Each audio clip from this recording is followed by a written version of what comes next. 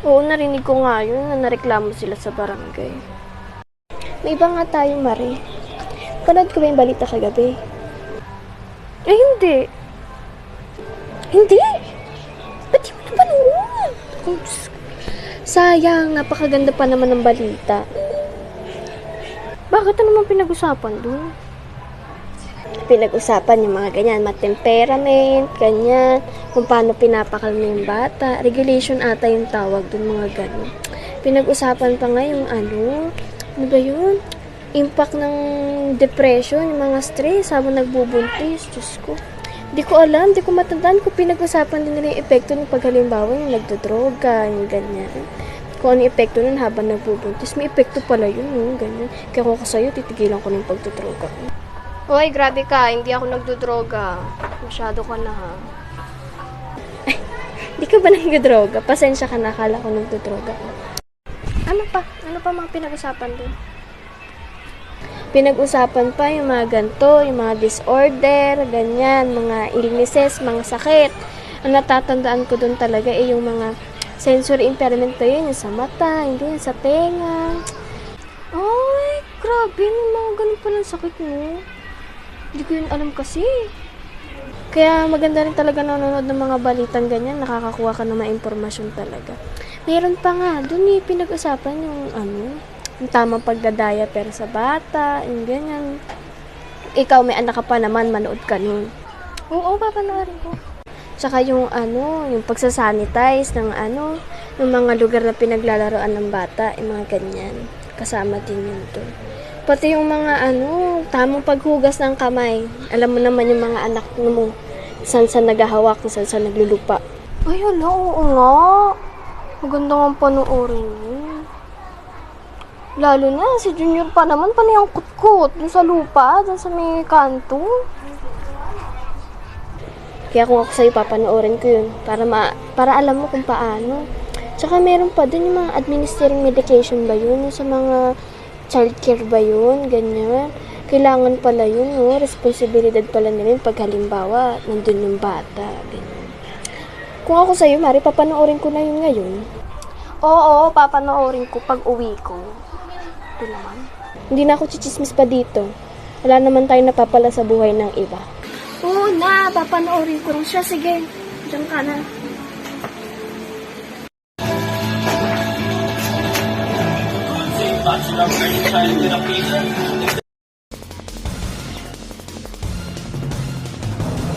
Good day, Bachelor of Early Childhood Education.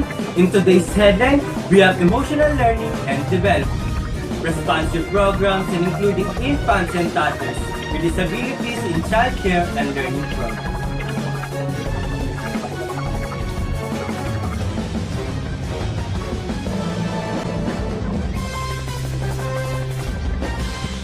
For the report on emotional learning development, here is Mr. Anoche to deliver the news. Emotional learning and development. Infants are born highly vulnerable and somewhat confident. And over the next few years, the balance changes and they become much less vulnerable and highly competent. Using their natural abilities for nonverbal communication, infants move quickly toward remarkable competence in emotional development.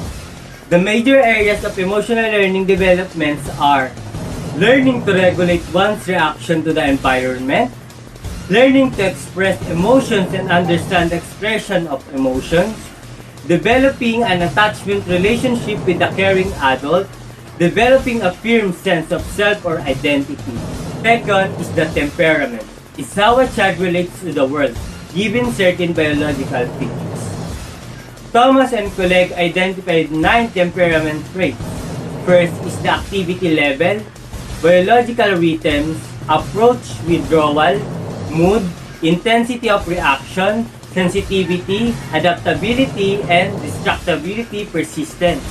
Each person has their own unique combination of personality or temperament traits. So you may be similar to another person or your child on one trait and different on another. These traits are part of someone's personality and one of the ways that make each of us unique. There is no right or wrong temperament. Every person has their own unique style of thinking, acting, and interacting with the world. Third is gender. Boys and girls as group are different in emotional learning and development.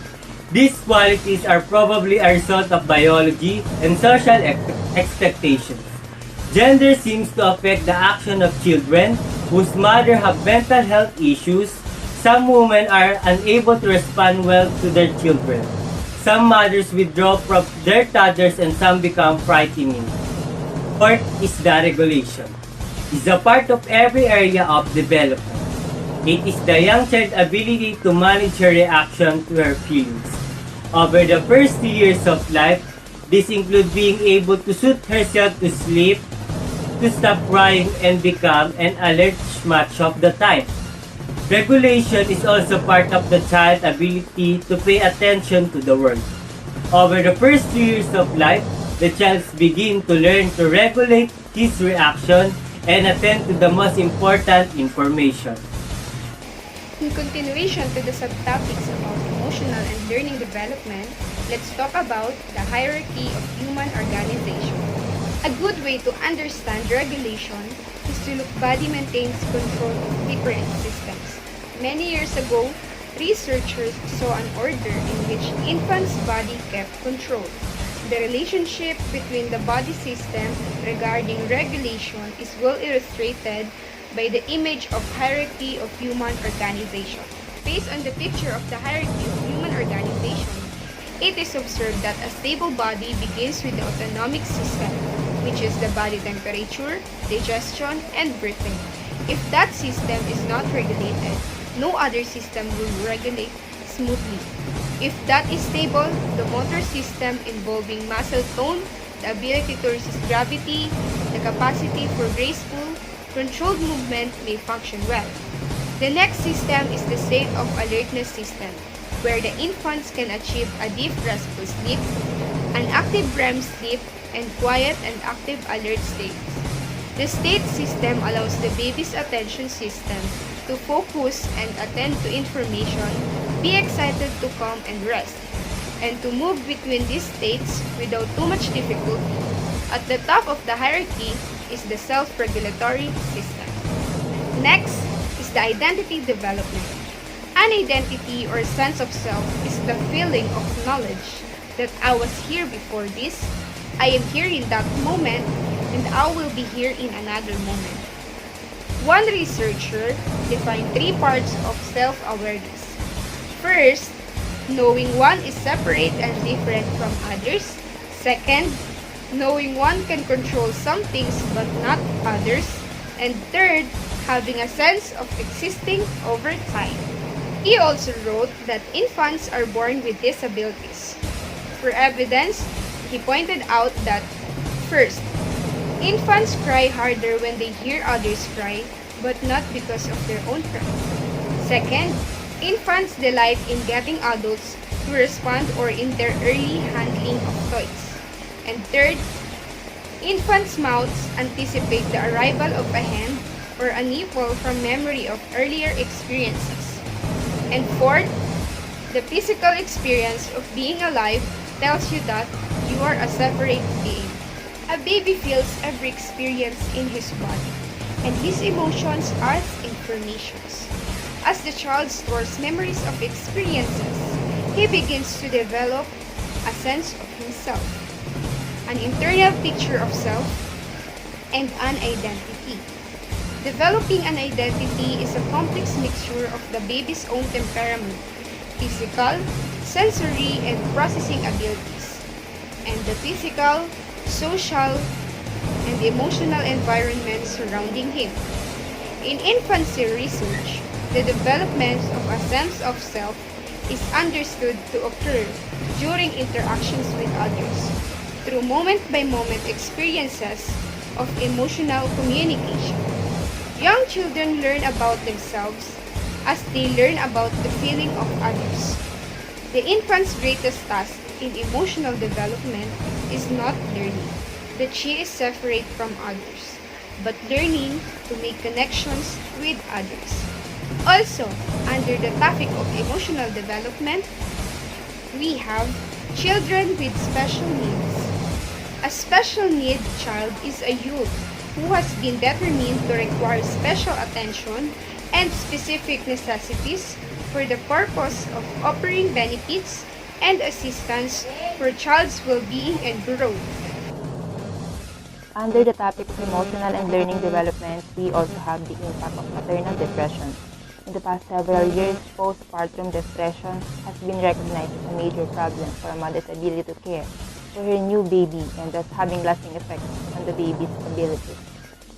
The baby blues is a friendly name for a very serious problem. There are 3 levels of postpartum maternal depression. The baby blues affects a majority of new mothers. These may include a few days of mild feelings of sadness, fatigue, fearfulness, and feeling overwhelmed. Most women begin to feel better before long. About 19% of new mothers have a more moderate to severe depression. This will interfere with the woman's life and her ability to bond with her baby.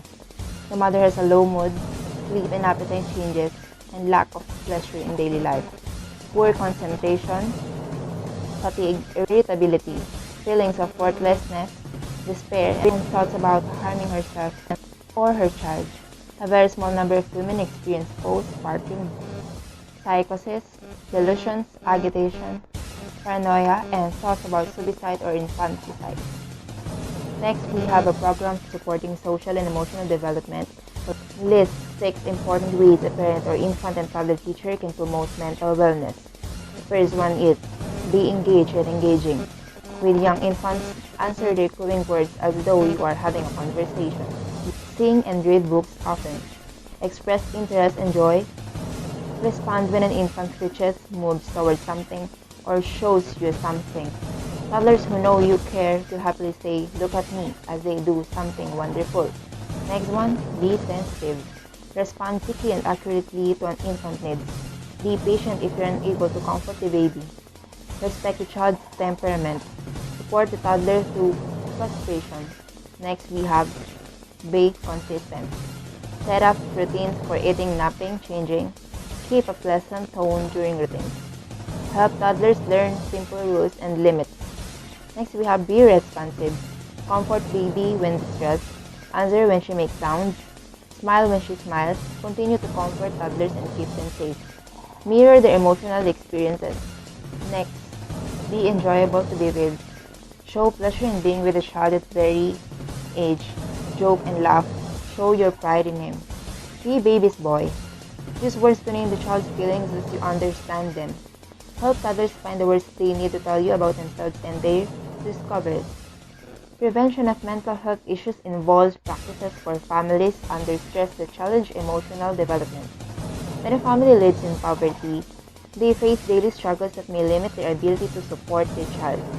Threats such as mental illness, substance abuse, alcohol, and close partner violence put the child at risk. Home visiting programs are especially effective in helping these families to support their infants and toddlers' emotional health and learning.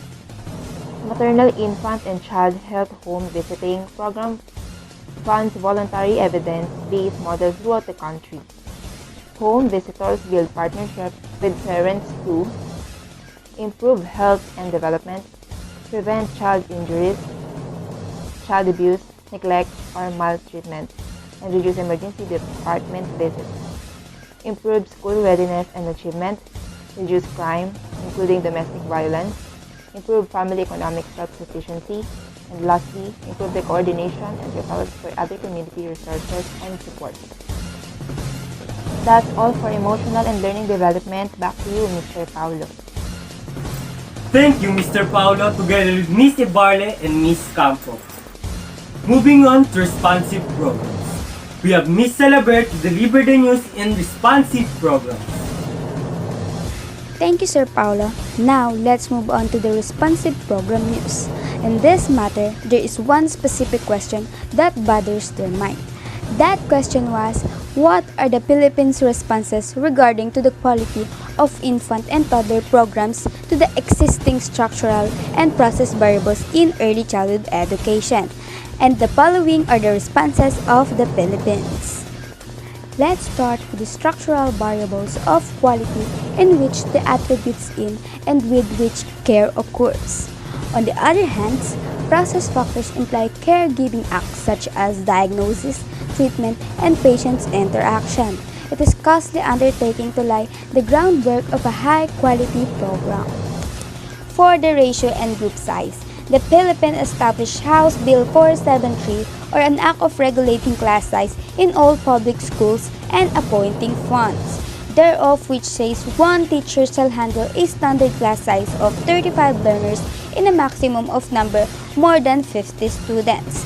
Ratio and group size are two important variables in your child's health, education, and progress. Low infant to parent ratios or limited group sizes help ensures that the child receives enough one-on-one attention from adult who is available to meet each child's specific needs.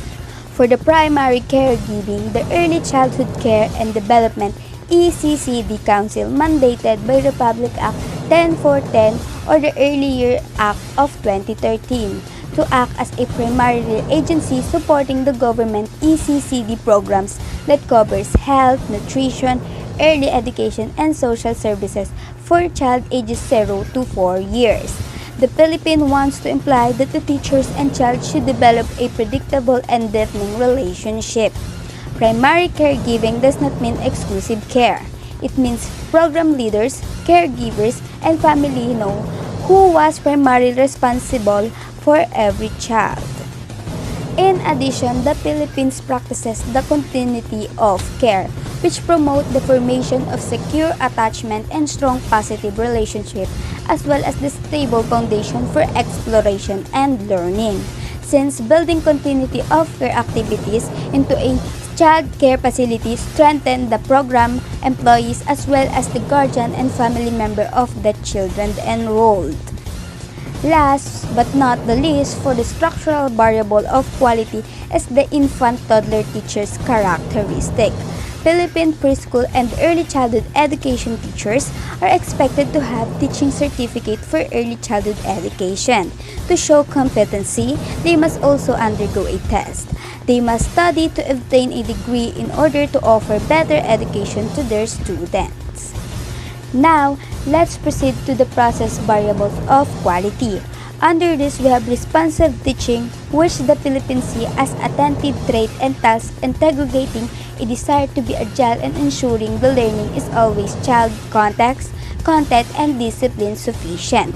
For our country, educators can do this by balancing resources for structural and spontaneity, open-ended and unique activities, and child-led and educator-led instruction. For the cultural and linguistic continuity, the early childhood professional must be prepared to their diverse developmental, cultural, linguistic, and educational needs. For the Philippines to respond with this, educator must recognize the validity of children's native languages, respect and value their native cultures, and foster and facilitate the active presence and support of all communities, particularly extended and national traditional family groups, for the optimum growth and learning of all children. The Philippines responds to the meeting the needs of the individual within the context of the group by providing best strategies which are developmentally relevant learning environments. Since higher authorities believe that contributing to the community of the school program and endorsing particular skills embody social, emotional expectation, learning approaches, and social skills as necessary. For the physical environment, the Philippines ensure that teachers are well educated and passionate about building and preserving conditions that ensure learners' health and protection. The physical environment in an early childhood classroom has a significant impact on the children's learning and social progress, sanitizing and preventing the spread of diseases. The Philippine response to this aspect is that all staff members and volunteer helpers in child care workplace should be provided with information and trained in the infection control procedures that are in place. Adequate supervision should then ensure that everyone follows the procedures, including hand washing, diapering, sanitizing toys, furniture, and bedding. In continuation to responsive programs, we had administering medication. It is when the children with mild illnesses or chronic conditions undergo in medication, the child care program may be involved in medication administration. The National Health and Safety Performance Standards, the Head Start Program Performance Standards, and most state licensing regulations requires program to have written policy procedures for medication administration. The best option is that medication be prescribed in ways that allow parents administer it before or after the hours the child is in care. Young children are prone to illnesses, and it is sometimes necessary for programs to take on the responsibility. When programs must administer medication, the National Health and Safety Performance Standards have several standards concerning this issue, including permissible administration of medication, labeling and storage of medication, and training of teachers to administer medication. These standards limit the administration of medication to prescribed medication ordered by a healthcare provider, with written permission of the parent or the legal guardian.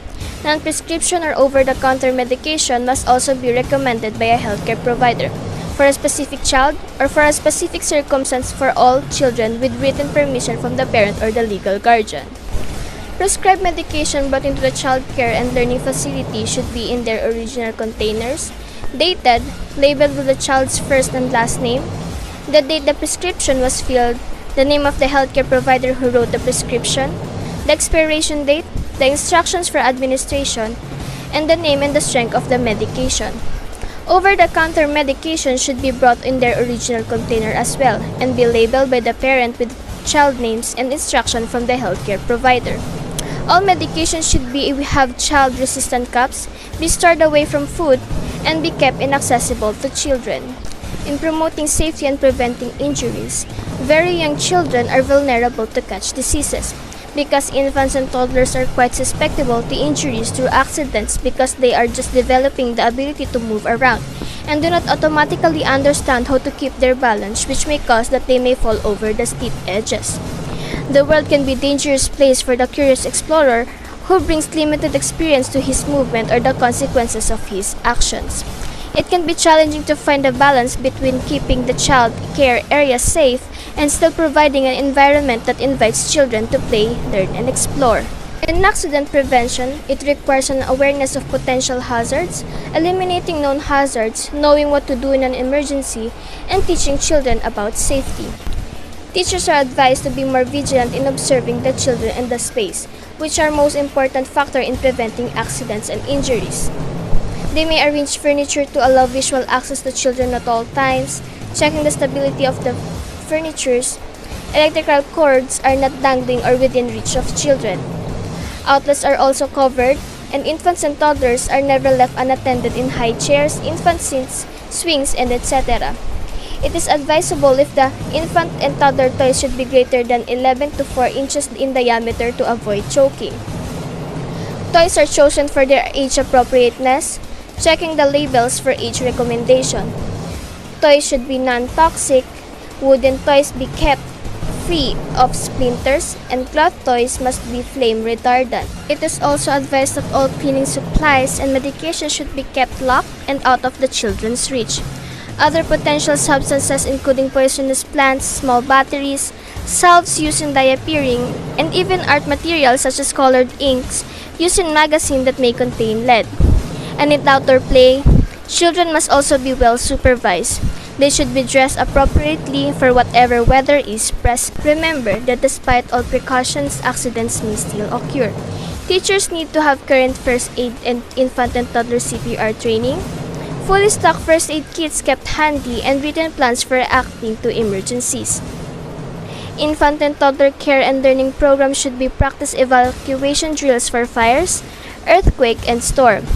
Infant programs should have evacuation crib to provide for a quick transport of group of infants. The American Academy of Pediatrics Task Force on Infant Positioning and SIDS made a strong recommendation that young infants must be placed to sleep supine to reduce the risk of SIDS. Their public awareness effort became known as the Back to Sleep campaign, and these recommendations are: 1. Place infants back to sleep. 2. Use a firm sleep surface. 3. Keep soft objects and loose bedding out of the crib. Number 4, do not smoke during pregnancy. Number 5, provide a separate nearby sleeping environment. Number 6, offer a pacifier and nap time and bedtime. Number 7, avoid overheating. Child abuse and prevention. Child abuse and neglect are sensitive, emotionally charged issues for everyone. Parents fear for their child's safety when they're left in group care, with abuse sometimes being one of those worries. Infant and toddler teachers are often the first to recognize and identify of parental abuse and then have the difficulty task of reporting the abuse or neglect to authorities. Any recent act or failure to act on the part of parent or caretaker which results in death, serious physical or emotional harm, sexual abuse or exploitation, or an act or failure to act which presents an imminent risk of serious harm. Infant and toddler teachers are required to report all suspected cases of abuse and neglect. It is important to have training in recognizing possible signs of abuse and characteristics of child abusers. It is also important to understand the legal mandate of reporting in your state, as well as the procedures for reporting suspected abuse or neglect. Infant and toddler care and learning programs should have policies in place to ensure that abuse never occurs within the program. They should have method for investigating any accusations of abuse. A teacher's recognition of an indicator of abuse or neglect should be considered within the context of explanations given by the family, the medical history, and the ability of the child to participate in the activities said to cause of the accident. It is not your responsibility to determine abuse or neglect, but it is your responsibility to report any reasonable suspicions. Here are some indicators of abuse or neglect. Indicators of physical abuse are any injury on infants such as burns, fractures, bruises, bites, welts, cuts, scrapes, head injuries, fear of adults, or appearance of pain. Indicators of emotional abuse, general unhappiness, reacting without emotion to unpleasant statement or action, delayed emotional development, or for infant an appearance of freezing as though withdrawing completely from the present moment. Indicators of sexual abuse, difficulty in walking or sitting, torn, stained or bloody underclothing, pain when urinating, bruises or bleeding on vaginal or anal areas, mouth or throat or vaginal infections, unwillingness to have clothing change, being fearful of a particular person, or unusual interest in or knowledge of sexual matters. Indicators of physical and emotional neglect, infants and toddlers left in the care of other children, dressed inadequately for the weather, poor hygiene, not getting regular well child care, no weight gain, or always hungry. Here are some indicators or characteristics of child abusers: isolated, under stress, mental health issues, substance abuse, unmet emotional needs of nurturance and support, immaturity, impulsive behavior, using the child to meet the adult's own emotional or physical needs, a constant craving for change and excitement, lack of interpersonal skills, lack of parenting knowledge, and likely to feel the violence is an acceptable way of dealing with problems. Reporting suspected child abuse is one of the most difficult things infant and toddler teachers may have to do, but it is not a choice. If you suspect abuse or neglect, you are legally required to report your suspicions to authorities. Infants and toddlers receive directly affects the ability of the brain to form and develop, may have a lifelong effect on the child's ability to learn, to cope with circumstances, and to grow and have strong bones. Mothers who are malnourished in pregnancy produce infants with smaller circumference and smaller brain weight. The enormous parts of growth in the last months of gestation and the first years of life require sufficient amounts of food and sufficient quantities of particular nutrients. Infant toddler care and learning programs may play an important role in ensuring that infant and toddlers in care have adequate nutrition. They may help to establish healthy eating habits and get used to a variety of healthy choices, use proper food handling techniques. Programs can influence the patterns children set early in life. Infant and toddler teachers must establish healthy eating habits, good sleeping routines, a balance between active and quiet play, and some time outdoors every day to lay the foundation for good growth and development. Remember that infant and toddler teachers should never force children to eat or prevent them from eating. Food may not be used as punishment and should not be used as a policy supporting safe and healthy food services. Each child care learning program should have a nutritionist consultant. This nutritionist can help determine how to meet individual requests from families, how to train and plan for food emergencies, and how to be sure that feeding plans for individual children are meeting their nutritional needs. A program might develop policies regarding the consistent feeding by one adult for bottle-fed infants, or limit the number of children per adult during a small group meal. Program policies can articulate the training and monitoring of staff for safe food handling practices. System laws and policies that support quality programs. The Child Care Development Fund or CCDF, program licensing, quality rating and improvement system, and program accreditation. Together, these initiatives are working toward improving quality in infant and toddler program. Program evaluation. It should be evident by now that assessing quality is anything but clear. Understanding each child's experience is important, but the most important way to assess quality is to be very subjective. The evaluation tools available for infant and toddler care and learning programs use both structural and process variables as researchers develop increasingly sophisticated measures of quality. Infant and Toddler Environment Rating Scale. The ITERS Revise is one of the most widely used of quality in the United States. It is part of a series of measures used for specific age groups or settings, including preschool, family child care, and school-age care. In its new revision, the ITERS Revise consists of 39 items organized into 7 subscales: space and furnishings, personal care routines, listening and talking, activities, interaction, program structure, and parents and staff. The observer has to notice materials or interactions taking place. Each item is measured on a 7-point scale ranging from inadequate to minimal to good and to excellent.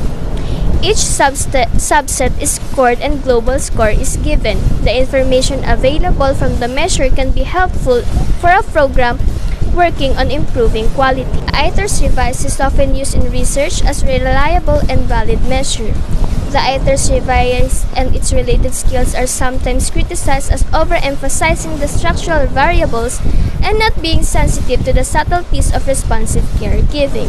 Classroom Assessment Scoring System, or CLAS, for preschool has been established as a part of the official monitoring of Head Start programs. Now there is also CLAS for infants and one for toddlers. These tools concentrate on the interactions between infant and toddler teachers and children in their centered-based program. For infants, the class looks at this dimension of responsive caregiving: the relational climate, teacher sensitivity, facilitated exploration, and early language support. For toddlers, the class evaluates emotional and behavioral support, positive climate, negative climate, teacher sensitivity, regard for children's perspective, and behavioral guidance. They also rate engaged support for learning, facilitation of learning and development, quality of feedback, and language modeling. That's all for our report, Mr. Paulo. Back to you. Thank you, Miss Salabre and Miss Unco. Heading to our last headline, we have Anoche, Ebarle, and Campo to deliver the news including infants and toddlers with disabilities in childcare and learning programs. Let's talk about the different groups of disabilities. The disabilities most often identified in infancy tend to relatively significant. These include chromosomal abnormalities, sensory disorder, metabolic disorders, and central nervous system disorders. First is chromosomal abnormalities. Almost every cell in our body contains 23 pair of chromosomes for a total of 46 chromosomes. Chromosomal abnormalities occur when there are too many or too few chromosomes, or when a chromosome has missing pieces, extra pieces, or pieces attached to another chromosome. Just like we commonly know which is Down syndrome, It is caused by extra copy of chromosome 21. And another example is a Fragile X syndrome, caused by a partially broken area on the X chromosome. Second group of disabilities is sensory impairment. Is when one of your senses, sight, hearing, smell, touch, taste, and spatial awareness is no longer normal. It can occur result illness or injury, ranging in severity from mild to total. Example, if you wear glasses, you have a sight impairment. If you find it hard to hear or have a hearing aid, then you have a hearing impairment. Third group of disabilities is metabolic disorder. Metabolic disorders result from inherited deficiencies of particular enzymes. The enzymes are not available to break down materials such as amino acids, which then build up and cause damage to the brain. Some metabolic disorder can be diagnosed and treated, such as PKU and others, such as Tay-Sachs cannot be treated and are fatal. Fourth group of disabilities is the central nervous system disorders. Central nervous system disorders are a group of neurological disorders that affect the structure or function of the brain or spinal cord. Some commonly seen in CNS disorders include cerebral palsy, a disorder of motor and postural control from non-progressive damage to the brain. In addition to the topic about including infants and toddlers with disabilities in childcare and learning programs, let's talk about congenital infections. Congenital infections are diseases that affect the baby prenatally, as briefly described in Chapter 5. Maternal infections do cross the placenta and can cause harm to the fetus. The most commonly seen infections group under the acronym of STORCH or TORCH-S. Simply means as syphilis, toxoplasmosis, other infections such as HIV or hepatitis B, rubella, cytomegalovirus, and herpes. These infections, when transmitted in the womb or at birth, can cause mental retardation, growth retardation, sensory impairments, and even death. Next is the disorders secondary to exposure to toxic substances. Toxins that the mother actively inhales or ingests, such as tobacco, illegal drugs, and alcohol, as well as toxins to which the mother is passively exposed, such as cleaning solvents, lead, pollutants, and pesticides are all able to cross the placenta and harm the developing nervous system of the fetus. Damage to the nervous system can cause cognitive impairments and diminish growth. The range of effects depends to some extent on the timing and dosage of exposure. Next is the chronic illness. Chronic illness requiring some use of medication or medical technology are increasingly common in childcare and learning settings. Asthma and allergies are very common chronic conditions. Hemophilia is less common, but it is often reported by caregivers in workshops on disabilities. And lastly, we have pervasive developmental disorders, which comprise another group of developmental disorders including autism spectrum disorders, Rett syndrome, childhood disintegrative disorder, and pervasive developmental disorders that are characterized by impairment in social interaction and communication skills, extreme reactions to change, and observed and repetitive behaviors. Pervasive developmental disorders can have moderate to severe effects on child's ability to function, but we have supporting development in order to cope up with these disorders. Furthermore, Hearty of IDEA is a grant program from the federal government to the states to help them provide early intervention services for infants and toddlers through age 2 and their families. The program for infants and toddlers with disabilities was designed to enhance the development of infants and toddlers with disabilities, reduce the need for later special education through early intervention, minimize the likelihood of institutionalization, and maximize independent living, enhance the capacity of families to meet their child needs, and enhance the capacity of families to meet their child needs. Under this, we have public awareness. The purpose of Part C is to identify children with delays early so they can receive services. Many of these children will not need further services after the infant-toddler years. Early intervention can promote optimal development and help children overcome early challenges. We also have the comprehensive child find and referral system. Each state must create a process for finding the infants and toddlers who are eligible for Part C services. The state determines criteria for eligibility. It develops a process for finding children who are eligible for services.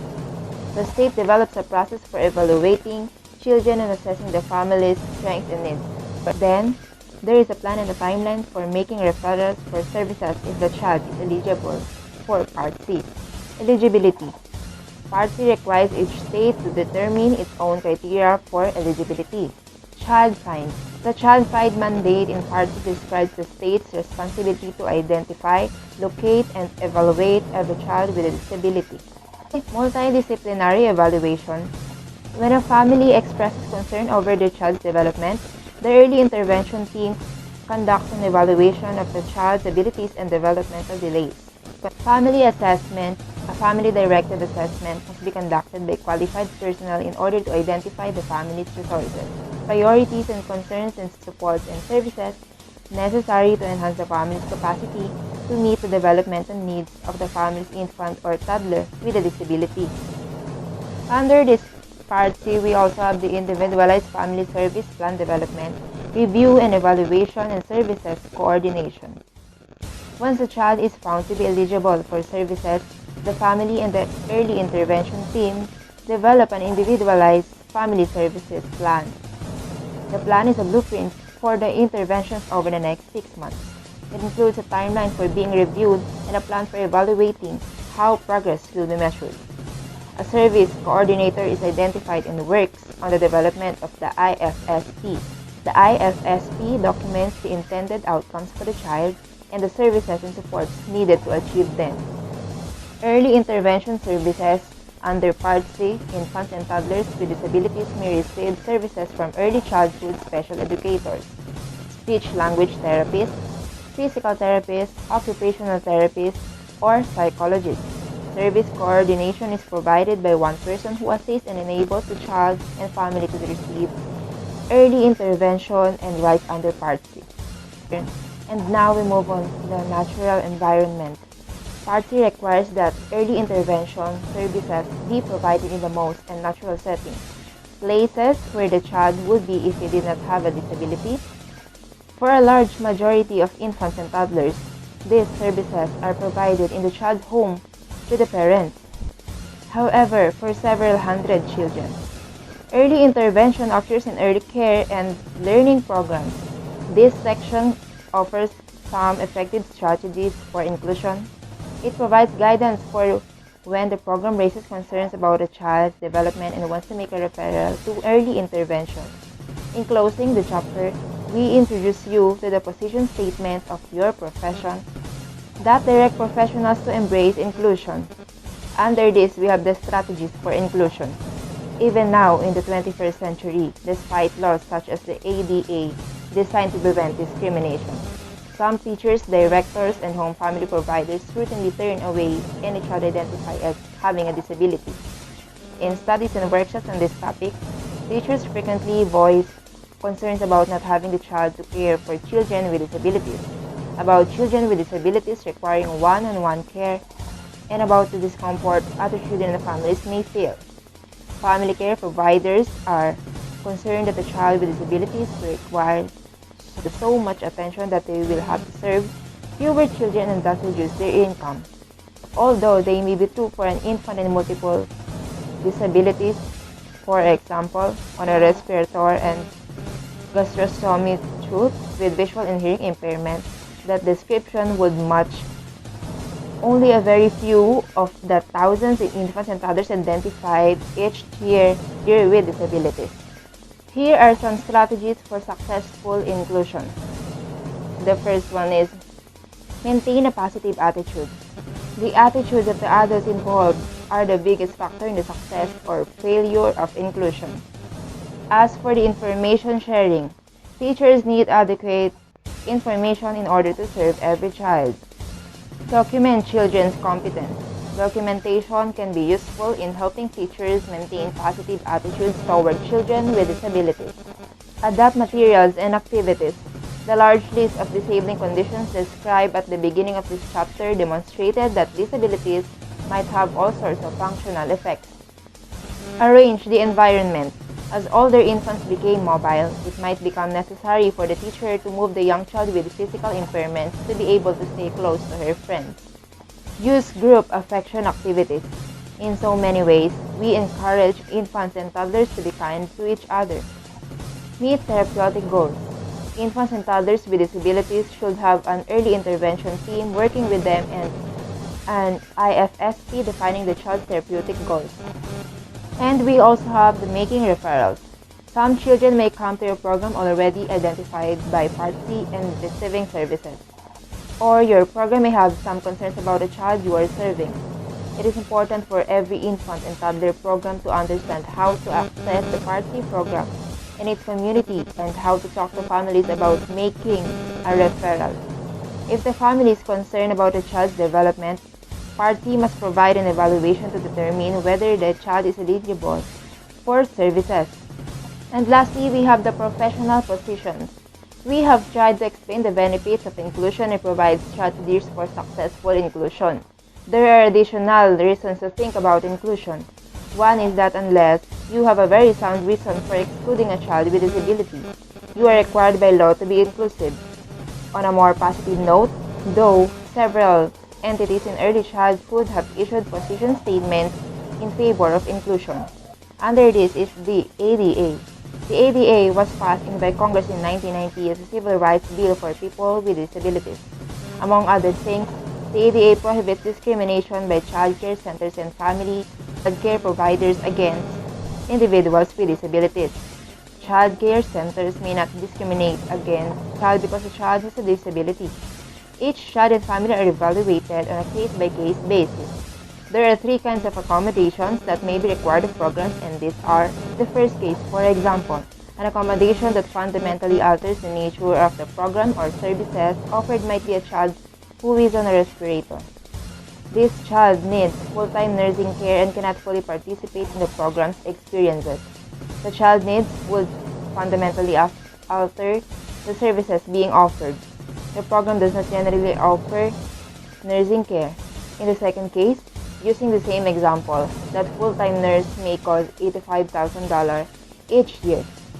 Paying that salary will pose an undue financial burden on program. The third is a little harder to illustrate because infants and toddlers are unlikely to be in a wheelchairs yet. Physical accommodations to a building are unlikely to be required. Next, we have the Federal Agency Policy Statement on Inclusion. The U.S. Department of Health and Human Services and the U.S. Department of Education issued a policy statement on the inclusion in early childhood programs. These two agencies affect a huge proportion of programs through direct funding meals or child care subsidies to families. The Joint Position Statement on Inclusion. The Division for Early Childhood and the National Association for the Education of Young Children have a joint position statement on early childhood inclusion. DEC is the professional organization for early childhood special education and related services. NAEYC is the professional organization for the wider earlier childhood field. And that's all for our report. Back to you, Mr. Anoche. That's all for our headlines today. I am Mr. Gianpaolo Anoche. I am Miss Raylene L. Ebarlet. I am Ms. Ronilyn Campo. I am Jinky Salaber. And I am Stephanie Unco, Reporting reporting for Infant and Toddlers program. Toddler programs. Good day! Good day.